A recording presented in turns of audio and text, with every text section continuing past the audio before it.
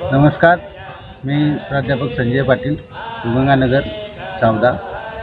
आमच्या इथे गेल्या 2 दिवसापासून या प्राणप्रतिष्ठा महोत्सवाचं आयोजन झालेलं आहे. या मंदिरामध्ये शिवपरिवार, रामदरबार, विठ्ठल रुक्मिणी आदींच्या या मूर्तींचा समावेश आहे.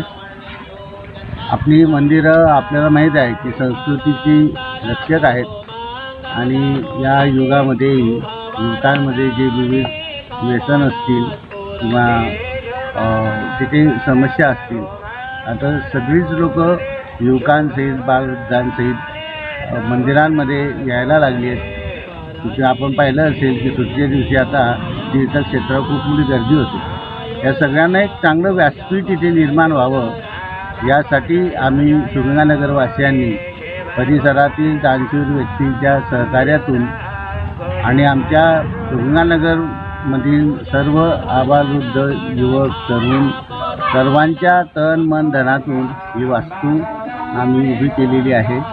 आम्ही म्हटल्यापेक्षा भगवंतानं आमच्याकडून हे कार्य करून घेतलेलं आहे आणि आम्ही या सर्व व्यक्तींचे, परिसरातील व्यक्तींचे, दानशूर दात्यांचे आभारी आहोत. गेल्या 3 दिवसापासून अतिशय उत्साहामध्ये हा कार्यक्रम सुरू आहे.